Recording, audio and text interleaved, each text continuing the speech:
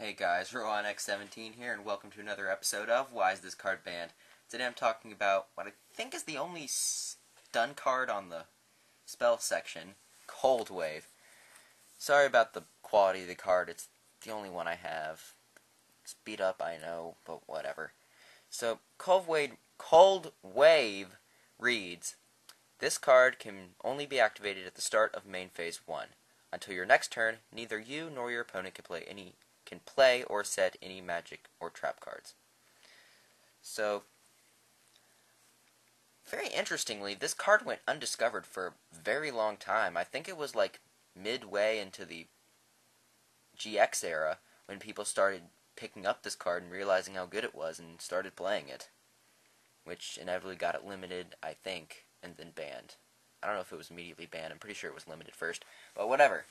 So, basically, you play the card and no spells or traps. Very simple.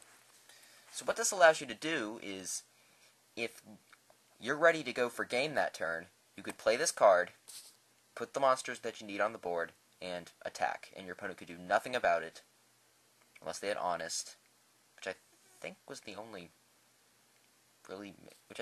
hand trap you'd see, and that was only for light decks. Yeah. All the other stuff, we didn't have as much stuff as we do now for hand traps, but whatever. So, yeah, no spells or traps, and basically it's just used for going for game, for what I remember. Or if you needed to set up something really important, and you had a Cold Wave, boop, you can set up whatever you needed, no one's stopping you. Now, it's kind of interesting, because we do have some of these cards today. Namely, the really popular ones are Trap Stun and Abyss Dweller. Trap Stun, you play it, and no traps for the rest of your turn. Now, I really like that because you can activate it at any time, and which means you can get all your stuff done, trap-wise, I guess, and then you can activate that and stop your opponents.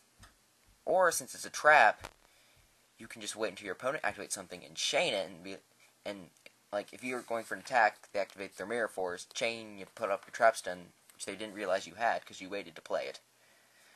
You know, stuff like that. The other one I was talking about was Abyss Dweller. Basically, once you activate it, your opponent really can't. Any grave-oriented deck is kind of screwed. And it can go twice, which is really neat. But, actually, I like to compare Trap Stun more because it's more for the back row. Cool. Abyss Dweller is just a neat little thing.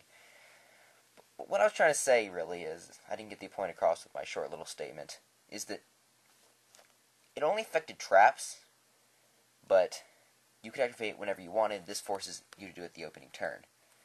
Trap Stun is at 3, mind you. But also, this affects your entire turn and your opponent's next entire turn, which gives it a long-lasting effect. Trap Stun only does your turn, so you're all ready to use your traps when your opponent counters. But considering the nature of Cold Wave, they'd be dead anyway, they wouldn't even live to see a next turn if you're using it, the way a lot of people I remember using it. So, I don't know, that point's kind of jank. But, anyway, it's a really neat card.